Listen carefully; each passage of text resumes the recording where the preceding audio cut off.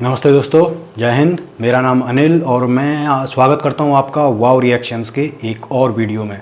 दोस्तों, मैं रिएक्ट करने जा रहा हूं एक और वीडियो पर वर्ल्ड अफेयर्स चैनल के प्रशांत धवन सर का एक और लेक्चर इसमें आया हुआ है, जिसमें आप देखेंगे कि अभी रिसेंटली हमारे prime minister Shri PM Shri Narendra Modi ji द्वारा यूएनजीए की जनरल असेंबली में जो है आपका स्पीच दिया गया। जनरल असेंबली को उन्होंने संबोधित किया और उसमें आप देख सकते हैं कि अगर आपने स्पीच सुनी होगी तो एक वर्ल्ड लीडर किस प्रकार से स्पीच देता है पूरी दुनिया को लेकर के, भारत को लेकर के, हमारी जो प्रोग्रेस है, जो वैक्सीनेशन है, जो हमारी ड्राइव्स चल रही हैं यहाँ पर, उसको लेकर के बात की मोदी जी ने और पूरी दुनिया को बताया कि जो आतंकवाद एक कितनी बड़ी समस्या हो सकती है। तो दोस्तों, वीडियो का जो टाइटल है PM Modi talks about Chanakya in United Nations. तो जैसे कि हम सभी जानते हैं कि चाणक्य एक बहुत बड़े स्ट्रेटजिस्ट का नाम है हमारे भारत के। अगर देखा जाए तो चाणक्य का नाम लगभग सभी जानते हैं। चाणक्य नीति जिसे कहते हैं, जिसका कोई तोड़ नहीं, चाणक्य नीति का। तो ये वही वीडियो जिस पर मैं रिएक्ट करने जा रहा हूँ। दोस्तों, अगर आप चैनल पर पहली बार आए हैं तो चैनल को ज़रूर सब्सक्राइब कीजिएगा। अगर आपको वीडियो अच्छा लगे तो लाइक ज़रूर कीजिएगा और शेयर ज़रूर कीजिएगा अपने फ्रेंड्स के साथ। तो दोस्तों, बड़ा वीडियो है, ज़्यादा देर न करते हुए वीडियो को शुरू करते हैं और फिर हम अपने इस वीडियो पे अपने पॉइंट्स रखेंगे। So let's begin. Prashant Dhawan channel को आपने सब्सक्राइब नहीं किया है तो subscribe to world affairs now. Recently PM Modi ने यूनाइटेड नेशंस जनरल असेंबली का जो 76 सेशन है यहाँ पर दिया है एक बहुत ही पॉजिटिव और इंस्पायरिंग स्पीच। इस स्पीच में इन्होंने एक बहुत ही इंपॉर्टेंट बात मेंशन करी। आचार्य चाणक्य की एक कोट है कि अगर एक काम सही टाइम पे बहुत इंस्पायरिंग थी, सच है। तो अगर आप वो काम बाद में करते हो तो उस काम की इम्पोर्टेंस फिर रह नहीं जाती। भारत के महान कूटनीतिज्ञ बिल्कुल चाणक्य ने सदियों पहले कहा था, कालातिक्रमणात् काल एव फलम पिबति। जब सही समय पर सही कार्य नहीं किया जाता तो समय ही कार्य की सफलता को समाप्त कर देता। संयुक्त राष्ट्र को खुद को प्रासंगिक बनाए रखना है, उसे बिल्कुल सही बात। सुधारना होगा, रिलायबिलिटी को बढ़ाना होगा। यूएन पर आज कई तरह के सवाल खड़े हुए। बिल्कुल इन सवाल को हमने क्लाइमेट क्राइसिस में देखा है, कोविड के दौरान देखा है, दुनिया के कई हिस्सों में चल रही प्रॉक्सी वॉर, आतंकवाद और अभी अफगानिस्तान के संकट ने इन सवालों को और गहरा कर दिया। इंडियन प्राइम मिनिस्टर ने यहाँ पर जो बात कही है ये ऐसी बात है जो सबके दिमाग में है मगर कोई ओपनली बोलता नहीं है। यूनाइटेड नेशंस की जो इम्पोर्टेंस है ये बहुत कम होती दिख रही है। वेरियस फ्रंट्स पे यूएन फेल होता हुआ दिख रहा है, चाहे अफगानिस्तान का इशू हो, कोविड का इशू हो। और अभी तो हमने रिसेंटली ये भी देखा कि जो ईज ऑफ डूइंग बिजनेस, आपको याद होगा वर्ल्ड बैंक भी आपको पता होगा यूएन के अंडर ही आता है। और आपको पता होगा कि हर साल वर्ल्ड बैंक निकालता था ease of doing business report. Recently पता लगा कि चाइना अपने डेटा में इतना करप्शन करता था, चाइना समेत कुछ और कंट्रीज थे, ये अपना डेटा इतना छुपाते थे, इतना करप्शन करते थे कि वर्ल्ड बैंक ने ऑल टुगेदर अब ईज ऑफ डूइंग बिजनेस की जो रिपोर्ट है ये खत्म ही कर दी है। यहाँ पे आप देख पाओगे आर्टिकल है world bank to stop ease of doing business report. फिर WHO की किस तरीके से रेपुटेशन हर्ट हुई है कोविड-19 पैंडेमिक में, इसके बारे में भी आप सबको पता है। तो पीएम मोदी यहाँ पर ये कह रहे हैं कि चाहे रिप्रेजेंटेशन की बात हो, ऑर्गेनाइजेशंस की बात हो, यूएन में ओवरऑल एक बड़ा बदलाव लाना होगा अगर इसकी जो इम्पोर्टेंस है ये बना के रखनी है। कोविड के ओरिजिन के संदर्भ में और ease of doing business ranking को लेकर वैश्विक गवर्नेंस से जुड़ी संस्थाओं ने दशकों के परिश्रम से बनी अपनी विश्वसनीयता को नुकसान पहुंचाया। यह आवश्यक है कि हम यूएन को ग्लोबल ऑर्डर, बिल्कुल लॉ और ग्लोबल वैल्यूज के संरक्षण के लिए निरंतर सुदृढ़ करें। तो पीएम मोदी यहाँ पर बिल्कुल ठीक बात कह रहे हैं कि ऑल टुगेदर यूनाइटेड नेशंस को कम्प्लीटली ट्रांसफॉर्म करना होगा अगर इन द फ्यूचर इसकी इम्पोर्टेंस बना के रखनी है। क्योंकि आप इतिहास में जाकर देखो तो यूएन का जो प्रीडिसेसर था वो था लीग ऑफ नेशंस। ये क्यों फेल हो गया? इफेक्टिव नहीं रहा। आप अगर देखो लीग ऑफ नेशंस बनाया गया था, प्रथम विश्व युद्ध लीग के ऑफ बाद। नेशंस। इसको इसलिए बनाया गया ताकि इन द फ्यूचर वॉर ना हो। क्या ये इफेक्टिव रहा? इसका आंसर है नहीं। इसके होते हुए भी वर्ल्ड वॉर 2 हो गई। अब यूएन के होते हुए भी हम देख रहे हैं कि पेंडेमिक रैपिडली फैल रहा है, नहीं। करप्शन ओपनली कंट्रीज कर रही है, रूल ऑफ लॉ ओपनली तोड़ा जा रहा है। तो कहीं ना कहीं यूएन की जो इम्पोर्टेंस है इस पर सवाल उठेंगे। और यूएन की देखो इम्पोर्टेंस को बढ़ाने के लिए एक बहुत ही इम्पोर्टेंट काम हम ये कर सकते हैं कि पहली बात तो यूएन के जो रेजोल्यूशंस हैं उनको और स्ट्रॉन्ग करें। दूसरी बात यहाँ पर ये भी है कि जो यूएन सिक्योरिटी काउंसिल है वहाँ पर इंडिया जैसे जो मेजर कंट्रीज़ हैं इनको भी शामिल करें। अभी के लिए आप अगर देखो तो यूएन सिक्योरिटी काउंसिल में एशिया जैसे मेगा कॉन्टिनेंट की बस We deserve it. रिप्रेजेंटेशन है। चाइना, रशिया आप कह सकते हैं आधा एशिया में आधा यूरोप में आता है, मगर फिर भी रशिया यूरोपियन ज़्यादा है कंपेयर टू एशिया। तो चाइना। इंडिया को बिल्कुल बनना चाहिए एक परमानेंट मेंबर ऑफ द वो यूरोप में ज़्यादा चला जाता ये है। बात इंडिया ओपनली बोल चुका है कि यूनाइटेड नेशंस के संदर्भ में यूएन सिक्योरिटी काउंसिल की परमानेंट सीट ये है भारत के लिए टॉप प्रायोरिटी।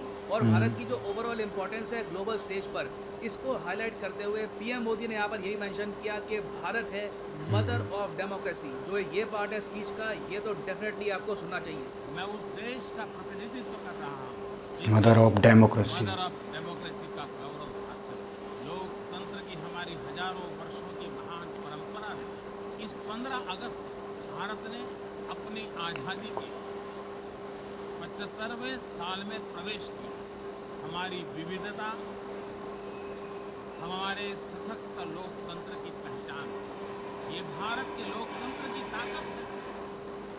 एक छोटा बच्चा जो कभी एक रेलवे स्टेशन के टी स्टॉल अपने पिता की मदद करता था, वो आज चौथी बार भारत के प्रधानमंत्री के तौर पर इस देश का, भारत का प्रधान।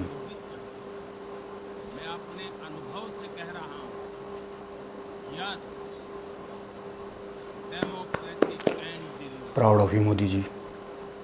Yes, democracy has deliver. जो ये स्टेटमेंट है ये अपने आप में बहुत ज़्यादा इंपॉर्टेंट है। एक तरफ हम देख रहे हैं कि जहाँ पर कंट्रीज जैसे कि पाकिस्तान, चाइना, इवन मैं कहूँगा नॉर्थ कोरिया, ये काफ़ी बार डेमोक्रेसी के सिस्टम पे लगातार अटैक करती हुई दिखी है। भारत यहाँ पे ओपनली आ रहा है। यूनाइटेड नेशंस के स्पीच में हमारे पीएम कह रहे हैं कि डेमोक्रेसी कैन डिलीवर।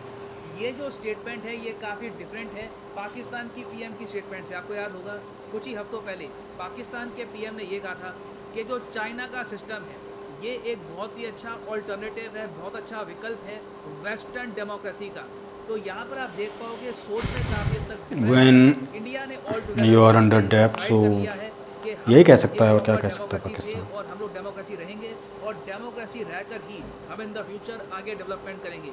और भारत का जो ये डिसीजन है ये बहुत ही इंपॉर्टेंट है क्योंकि जो इंडिया करता है ये मैटर बहुत ज़्यादा करेगा। क्योंकि भारत में आपको पता होगा दुनिया की 1/6 पॉपुलेशन है, दुनिया का हर छठा आदमी एक इंडियन है। और इंडिया अगर एक डेमोक्रेसी होते हुए आगे ग्रो करेगा तो पूरी दुनिया के लिए ये होगा एक शाइनिंग एग्जाम्पल। और पीएम मोदी ने इसलिए यहाँ पर ये भी कहा है when India grows the world grows. आज विश्व का हर छठा व्यक्ति बिल्कुल भारतीय है। जब भारतीयों की grows। प्रगति होती है तो विश्व के भारतीय विकास को है। भी गति मिलती है।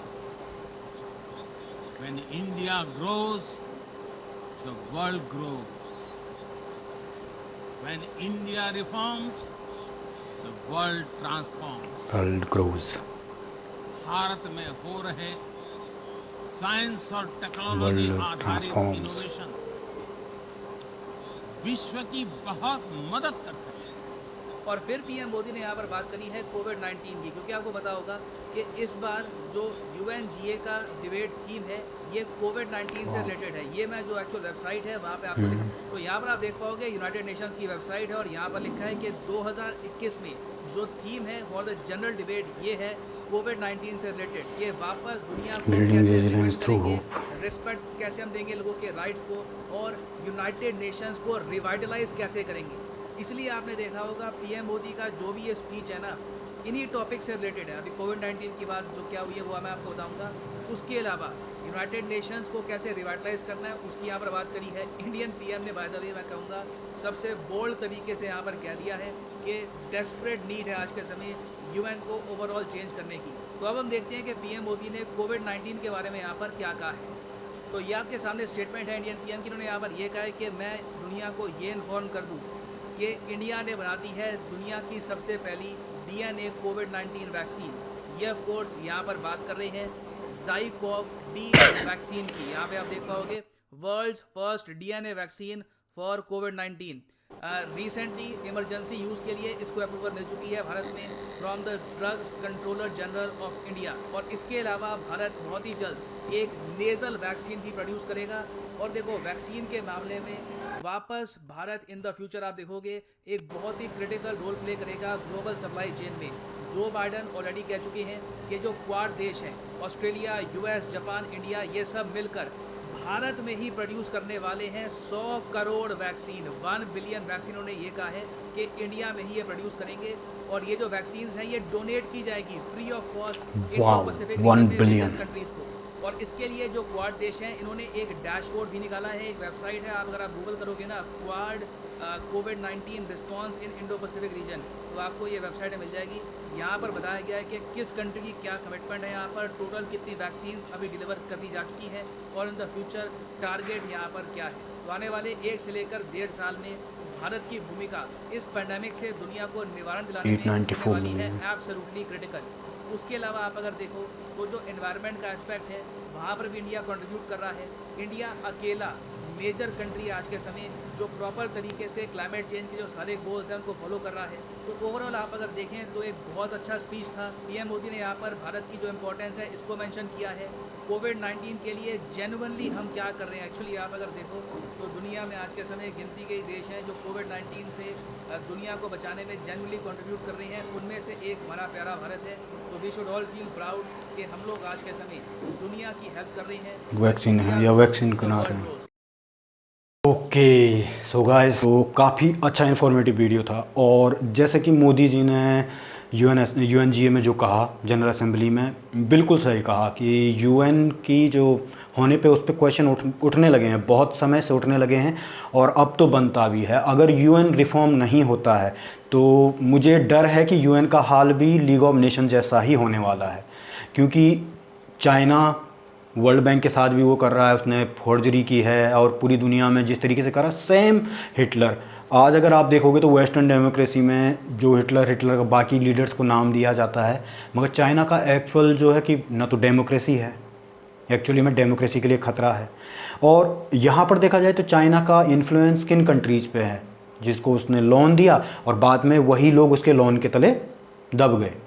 तो दोस्तों ये देखने वाला एक पार्ट रहेगा, क्योंकि नियर फ्यूचर में जैसे यूएन में अगर आप देखें तो यूएन के फेलियर बहुत पहले से हैं।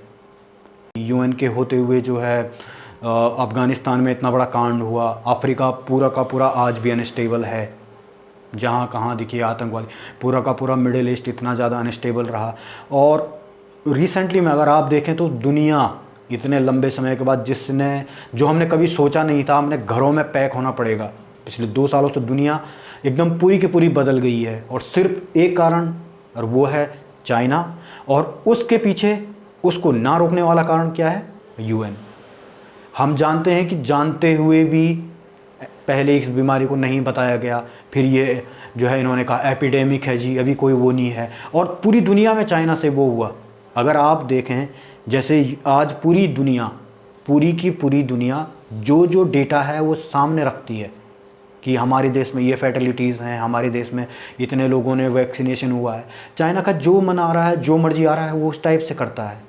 और सबसे बड़ी बात पूरे के पूरे एशिया पैसिफिक में अगर आप देखें तो कोई डेमोक्रेसी ये नहीं है जो यूएनएससी की सीट को रिप्रेजेंट करती है। मतलब यहाँ एशिया का कोई रोल ही नहीं है, तो फिर क्या रिलायबिलिटी है यूएन की।